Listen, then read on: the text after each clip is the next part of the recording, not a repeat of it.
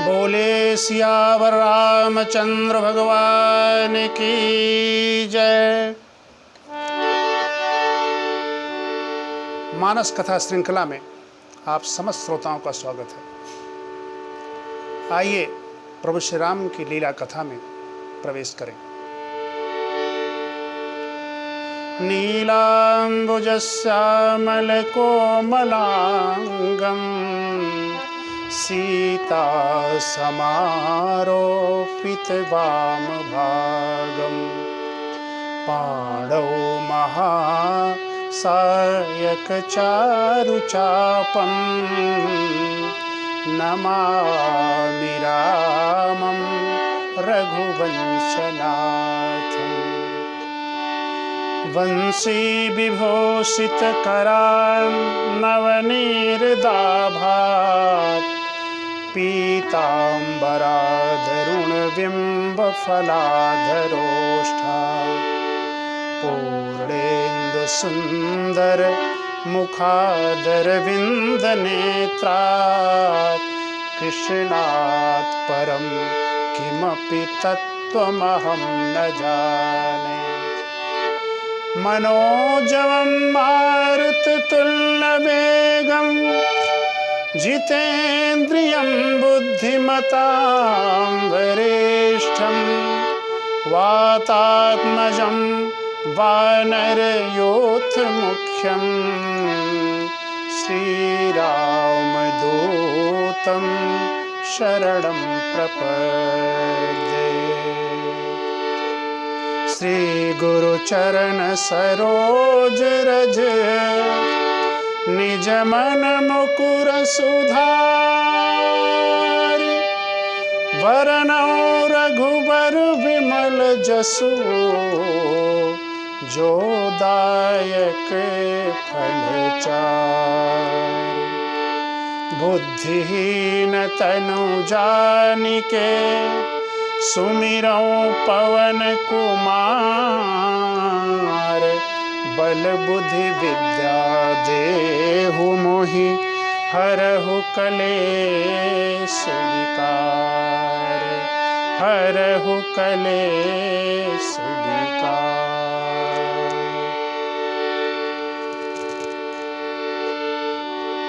मंगल भवन अमंगल हारी मंगल भवन अमंगल हारी द्रवहु सुदशरथ अजीर बिहारी।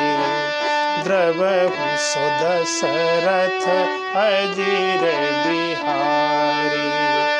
सीताराम चरण रति मोरे सीताराम चरण रति मोरे अनुदिन बढ़ऊ अनुग्रह तोरे। अनुदिन बढ़ऊ अनुग्रह तोरे। बोलिए सियावर रामचंद्र भगवान की जय।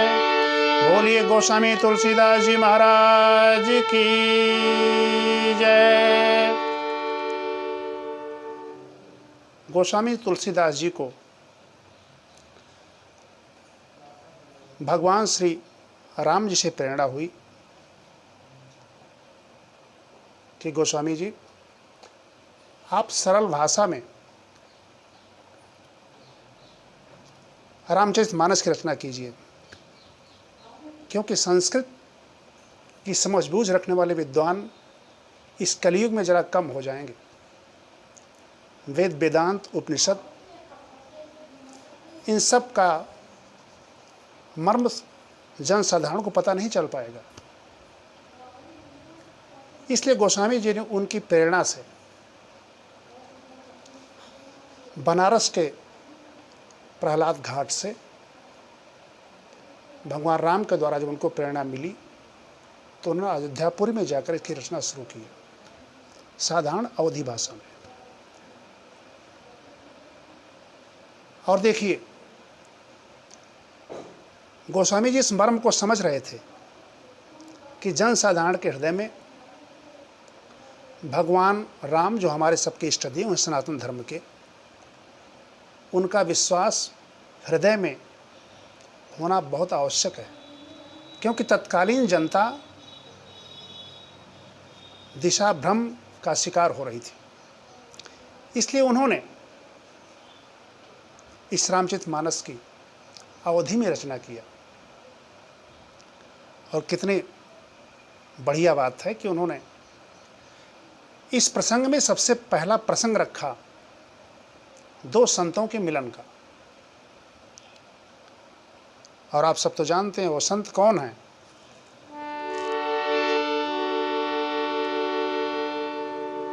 एक प्रयागवासी महर्षि भरद्वाज जी और दूसरे याज्ञवल्क्य जी।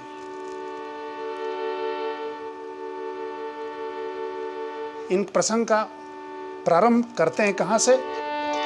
भरद्वाज मुनि बसहि प्रयागा, भरद्वाज मुनि बसहि प्रयागा, तिन्हि राम पद अति अनुरागा, तिन्हि राम पद अति अनुरागा। भरद्वाज जी हमारे प्रयाग के वासी हैं, महात्मा है यहाँ के, वो यहाँ निवास करते हैं। देखिए, किसी भी व्यक्ति का जब परिचय देना होता है तो ये प्रमुख बातें होती है। उसका नाम क्या है, स्थान क्या है और उसका स्वभाव क्या है, कर्म क्या है उसका। परिचय में ये मुख्य तीन बातें होती हैं। तो सबसे पहले स्थान का परिचय दिया। नाम उनका क्या है? भरद्वाज मुनि। ये भरद्वाज कौन है? आंगिरस गोत्र से उत्पन्न उतथ ऋषि के भाई।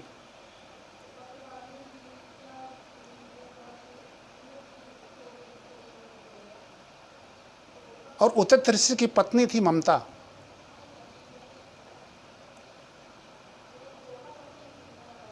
उसी के गर्भ से उत्पन्न ये भरद्वाज मुनि है, जो गोत्र के प्रवर्तक भरद्वाज गोत्र है। ऐसे भरद्वाज, इनका नाम क्या है? भरद्वाज जी हैं। रहते कहाँ हैं? बसहि प्रयागा, प्रयाग में बसते हैं जी, जो तीर्थराज प्रयाग है। नाम और स्थान हो गया। अब इनका स्वभाव क्या है? तापस समदम दया निधाना, तापस समदम दया निधाना, परमारथ पथ परम सुजाना, परमारथ पथ परम सुजाना। हमारे जीवन का मुख्य उद्देश्य है भगवान राम के चरणों के प्रति अनुराग होना। गोस्वामी जी इनको क्यों चुना इनके परिचय देने के लिए? क्योंकि इनमें विशेषता है। विशेषता है तिन्हि राम पद अति अनुरागा, तिन्हि राम पद अति अनुरागा। राम के चरण कमलों के अनुरागी महात्मा है ये। काम क्या कर? तपस्वी हैं। तापस समदम, इंद्रियों का दमन करते हैं, तपस्या करते हैं, कठिन तपस्या करते हैं। हमारा सनातन धर्म यही तो कहता है कि हमारे ऋषि मुनि विषय भोगों से दूर होकर के सांसारिक ऐश्वर्य को छोड़कर किसी वन में तपस्या करते हैं, इंद्रियों को सुखाते हैं, जिससे इंद्रियां भटके नहीं, सीधे उस परम तत्व की ओर जाएं। क्योंकि हमारे जीवन का उद्देश्य क्या है? जीवस्य तत्व जिज्ञासा। हमारे जीवन का उद्देश्य है उस तत्व के जिज्ञासु बने और उस तत्व को जाने। किसी महात्मा से, किसी संत से, यही हमारे जीवन का उद्देश्य है। और क्या है? रास्ते के जानकार हैं। वो रास्ता कौन सा है? परमारथ पथ परम सुजाना, परमारथ पथ, भटकाव वाला रास्ता नहीं, सांसारिक विषय भोगों को, सांसारिक ऐश्वर्य को, सांसारिक उपलब्धियों को प्राप्त करने वाला रास्ता नहीं, बल्कि रास्ता कौन सा हमको चुनना चाहिए? जो परमार्थ का पथ हो जी, जो हमें ईश्वर के प्रति तक पहुंचाता हो, वो रास्ता। और परमार्थ क्या है? जीवन में दो ही बातें होती हैं, एक स्वार्थ और एक परमार्थ। स्वार्थ हम जो कमाते हैं अपने परिवार के लिए, अपने बच्चों के लिए, पत्नी के लिए, इसी भोग लिप्सा में इतना कमा लें, इतना कमा लें कि हमारे 7 पीढ़ियां खाएं, इसी के लोभ में, इसी के लिप्सा में हम पड़े रहते हैं। ये परमार्थ नहीं है, बल्कि तो स्वार्थ का रास्ता है। हमें जीवन जिस लिए मिला है, ईश्वर ने हमें जो जीवन दिया है, वो उसे प्राप्त करने का, तत्व प्राप्त के लिए इस जीवन का उपयोग होना चाहिए। गोस्वामी जी यही कहते हैं इस प्रसंग के माध्यम से। परमार्थ क्या है? आचार्य लखनलाल जी अपने शिष्य निषाद को इसका उपदेश देते हैं। सखा परम परमारथ ए हो, सखा परम परमारथ ए हो। परमार्थ यही है कि सीताराम जी के चरणों में हमारा अनुराग हो, यही परमार्थ है। और परमार्थ स्वरूप कौन है? वो धारण करके आया है श्रृंगबेरपुर में, यही तो लक्ष्मण जी बता रहे हैं। राम ब्रह्म परमारथ रूपा, राम ब्रह्म परमारथ रूपा, अलख अनादि। ये राम जी परमार्थ हैं, ब्रह्म है परमार्थ है। इसलिए ब्रह्म की जिज्ञासा ही हमारे जीवन का उद्देश्य होना चाहिए। और उसी परमार्थ के लिए क्या क्या करना चाहिए, उसी का रास्ता दिखाते हैं भरद्वाज जी। तापस समदम दया निधाना, तापस समदम दया निधाना, परमारथ पथ परम सुजाना, परमारथ पथ परम सुजाना। सौभाग्य से इनको दर्शन हुए किसके? याज्ञवल्क्य जी के। याज्ञवल्क्य जी जो वैशंपायन जी के शिष्य हैं, इन्होंने यजुर्वेद संहिता इन्हीं से पढ़ी थी। आए किस लिए? यहाँ पर ये भूमि है प्रयागराज, तो यहाँ पर प्रतिवर्ष सभी ऋषि मुनियों का सत्संग होता है, और ये त्रिवेणी में आकर सभी लोग स्नान करते हैं, जो हम लोग भी करते हैं, आप लोग भी जाते हैं। माघ मकर गत रवि जब होई, तीर्थपति आव सब कोई, तीर्थपति आव सब कोई। 1 महीने तक का मेला लगता है। आप भी कल्पवास में जाते हैं, हम लोग भी करते हैं, और वहीं पर सत्संग होता है, तत्व का विचार विमर्श होता है। देश दुनिया के महान संत वहाँ पधारते हैं। उसी समय श्री याज्ञवल्क्य जी भी वहाँ आए, 1 महीने तक स्नान किया भरद्वाज जी के आश्रम में। और सब तो चले गए, लेकिन भरद्वाज जी ने उन्हें रोक लिया और कहा, मुनिवर सब तो चले गए, लेकिन आपको भी विदा नहीं दूंगा मैं। करबद्ध निवेदन करके चरणों पर गिर करके उन्हें रोक लिया। याज्ञवल्क्य जी इनका परिचय देते हैं। जाग बलिक मुनि परम विवेकी, जाग बलिक मुनि परम विवेकी, भरद्वाज राखे पद टेकी, भरद्वाज राखे पद टेकी। यज्ञस्य वल्को वक्ता इति याज्ञवल्क्यः। ऐसे याज्ञवल्क्य जी से उन्होंने प्रश्न कर लिया, कहा मुनिवर मेरी एक जिज्ञासा है वो शांत नहीं हो रही है, आप जरा बताएं, और आप ही हमारी जिज्ञासा को शांत करने में समर्थ हैं। और जिज्ञासा क्या जी? देखिए, परम संत वही है जो स्वयं मूर्ख बन करके भी, समाज की बुराई लेकर के भी लोगों का भला करे। और उन्होंने प्रश्न पूछ लिया, राम कवन प्रभु पूछऊं तो ही, राम कवन प्रभु पूछऊं तो ही, कहु बुझाई कृपा निधि मोहि, कहु बुझाई कृपा निधि मोहि। राम कौन है प्रभु, ये जरा हमको बताइए। याज्ञवल्क्य जी हंसने लगे और उन्होंने कहा, मुनिवर राम कौन है आपको इनका पता नहीं है क्या? आप परिहास क्यों कर रहे हैं? अरे आपका तो परिचय क्या है? तापस समदम दया निधाना, परमार्थ पथ परम सुजाना।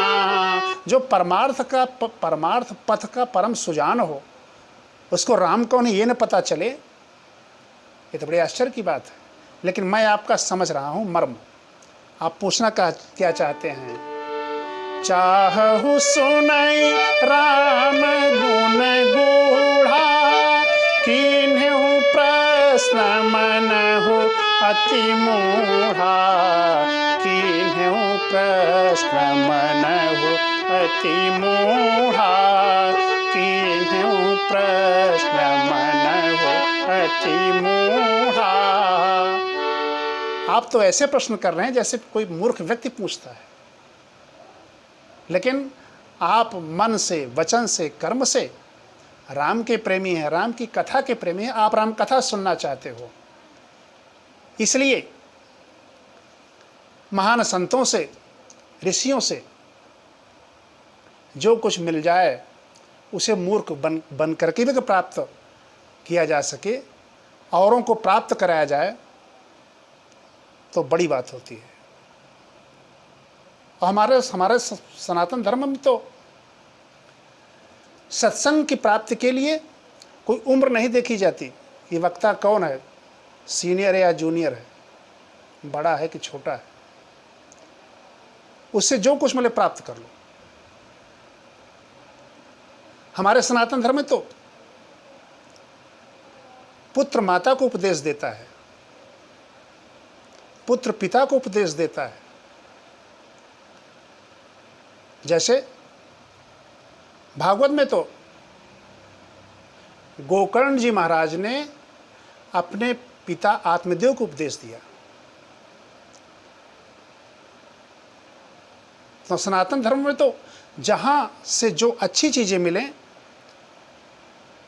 उम्र पर विचार न करते हुए, छोटे बड़े का विचार न करते हुए, ऊंच नीच का न विचार करते हुए सब प्राप्त करना चाहिए। आत्मदेव ने अपने पुत्र से कहा कि पुत्र मैं तो दिग्भ्रमित हूं, मुझे क्या करना चाहिए, क्योंकि हमारे तो धुंधकारी जैसा राक्षसी प्रवृत्ति का पुत्र हुआ और तुम तो तीर्थ यात्रा करके लौटे हो, भगवान की कृपा है तुम पर, इसलिए हमें बताओ क्या करना चाहिए पुत्र। तो गोकर्ण महाराज ने उपदेश दिया, देहे स्थिमांसि रुधिरे अभिमतिं त्यजत्वा, जाया सुतादिषु ममतां विमुञ्च। पश्यानिशं जगदिदं क्षणभङ्गनिष्ठ वैराग्य राग रसिको भव भक्तिनिष्ठः। पिताजी, वैराग्य का मार्ग, भक्तिनिष्ठ होइए, यही सबसे अच्छा मार्ग है। तो यहाँ जब सनातन धर्म का तो इसकी तो परंपरा ही है यही। उसी प्रकार से मूर्ख बनकर के भी अगर जगत कल्याण हो तो हे भरद्वाज जी, आप परम संत हैं, परम संत का स्वभाव है, मैं जरूर आपके प्रश्न का उत्तर दूंगा। लेकिन एक बात जो आपने कही, नाथ मोहि, कि प्रभु हमें संशय है, तो संशय कभी हृदय में रखना नहीं चाहिए। संशय को जितनी जल्दी मिटाने का रास्ता मिल जाए, मिटाने का उपाय मिल जाए, उतनी जल्दी मिटा देना चाहिए। क्योंकि संशय अगर हृदय में रहता है तो गीता कहती है कि संशयात्मा विनश्यति, संशय युक्त आत्मा का विनाश हो जाता है। इसलिए संशय को दूर करो। लेकिन किससे दूर करो? जानकर पहचान कर जो दूर करने में समर्थ हो उससे दूर करो। आपने बहुत अच्छा प्रश्न किया। आपने पूछा कि राम कवन प्रभु पूछूं तो ही। आगे बढ़ गए भरद्वाज जी ने और उन्होंने कहा, प्रभु मैं जिन राम के बारे में जानता हूं वो जरा आपको बता देता हूं। मुझे जितना पता है, बाकी जितना नहीं पता है उसको आप बता दीजिए। एक राम अवधेश कुमारा, एक राम अवधेश कुमारा, तिन्ह कर चरित विदित संसारा, तिन्ह कर चरित विदित संसारा, नारी बिरह दुख लहे अपारा, राम नारी बिरह दुख लहे अपारा, भयउ रोष रन रावण मारा, भयउ रोष रन रावण मारा, प्रभु सोई राम की अपर को जाहि जपत त्रिपुरारी,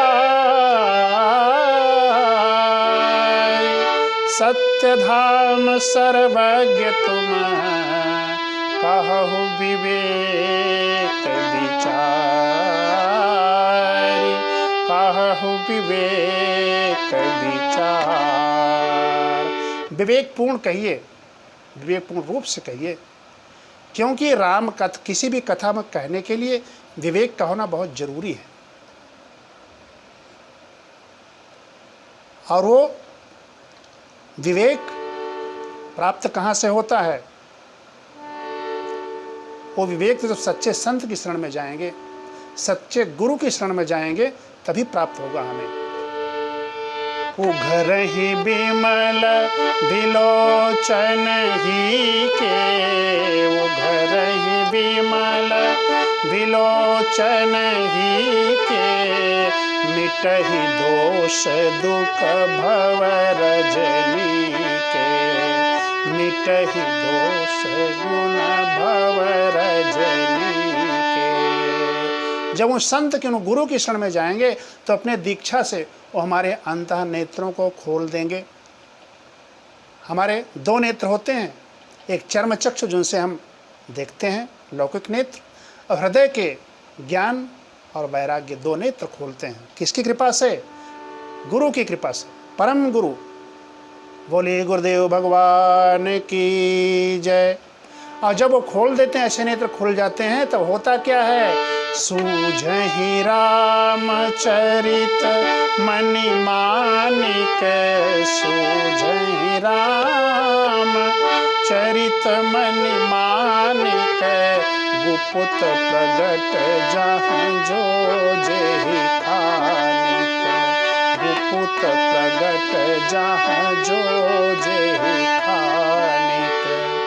जैसे हमारे साइंटिस्ट, हमारे वैज्ञानिक लोग पर्वतों की खान में छिपे हुए मणिमाणिक के खजाने को देख लेते हैं कि कहाँ पर उनकी खुदाई करना है, हीरे कहाँ मिलेंगे, स्वर्ण का खजाना कहाँ है, वो देख लेते हैं विशेष यंत्रों से। उसी प्रकार से गुरु के द्वारा जब ये नेत्र पट खुल जाते हैं तो सूझने लगता है। सूझहि रामचरित मणि मानिक, सूझहि रामचरित मणि मानिक, गुपुत प्रगट जहाँ जो जे कानिक। तो ऐसे परम गुरु के, किसी संत के पास साष्टांग दंडोत करके उससे अपने संशय को दूर करने का निवेदन करेंगे तो वो विद्वान, वो संत, वो परम गुरु उस संशय को मिटा देते हैं। तद्दुद्धि प्रणिपातेन परिप्रश्नेन सेवया, उपदेक्षन्ति ते ज्ञानम ज्ञान तत्वदर्शिनः। तत्वदर्शी लोग उसको दूर कर देंगे। इसलिए प्रभु मुझे संशय का रोग हो गया है। याज्ञवल्क्य जी मुस्कुरा रहे हैं। संशय कौन सा? कि वही जिसका स्मरण, जिसका जप भगवान भोलेनाथ करते हैं वो राम, कि दशरथ नंदन श्री राम, ये दोनों में अंतर क्या है? प्रभु सोई राम की अपर को जाहि जपत त्रिपुरारी,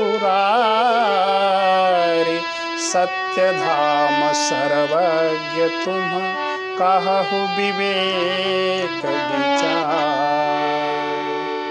का सभी संशयों को दूर करने के लिए एक ही औषधि है भरद्वाज जी। वो औषधि कौन सी है? कथा सुनिए, इससे संशय दूर हो जाएगा। राम कथा सुंदर करतारी, राम कथा सुंदर करतारी, संशय बिहग उड़ावनि हारी, संशय बिहग उड़ावनि हारी। संशय का पक्षी उड़ जाता है।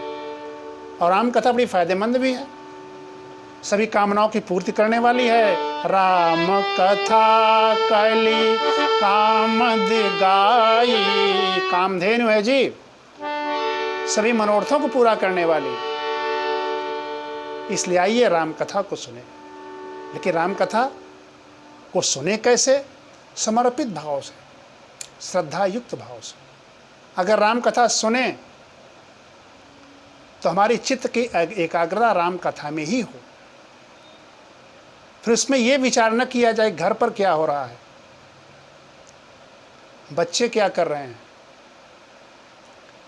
या हमारे आस पड़ोस में कौन सी बातें हो रही हैं, मंच पर बैठा हुआ वक्ता कैसा है, वो सही कह रहा है गलत कह रहा है। इसका विचार न करके सिर्फ राम कथा पर, उसके निरूपण पर एकाग्र चित्त होकर के श्रवण करेंगे, तब राम कथा आनंद देगी।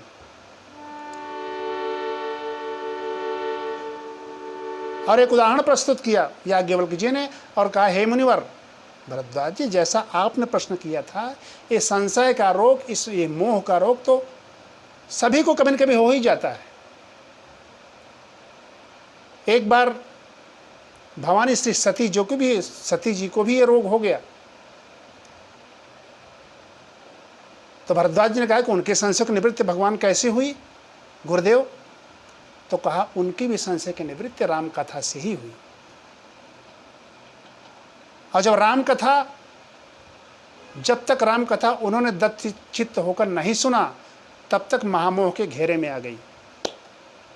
और जब राम कथा श्रद्धायुक्त भाव से सुना, समर्पित भाव से सुना, तब वो राम कथा उनको फायदा करके उनको लाभ पहुंचा गई, उपचार हो गया उनके मोह का। और तब उन्होंने जीवन को परम धन्य मानते हुए भगवान भोलेनाथ अपने श्री पतिदेव को बड़ा बड़ा धन्यवाद दिया। तो जो सार तत्व है जीवन का बहुमूल्य तत्व राम कथा ही है। इसलिए इस राम कथा को सुनकर के ही अपने जीवन को हम धन्य बना सकते हैं, अपने इस जीवन को औरों के लिए उदाहरण बना सकते हैं। इसलिए आइए पुनः प्रभु श्री राम के चरणों में उनकी कथा को नमन करते हुए इस महामंत्र का एक बार जाप कर लें। किस महामंत्र का? मंगल भवन अमंगल हारी, मंगल भवन अमंगल हारी, द्रवहु सुदशरथ अजीर बिहारी। श्री राम जय जय राम, श्री राम जय जय राम, श्री राम जय जय राम, श्री राम जय राम, श्री राम जय राम, श्री राम जय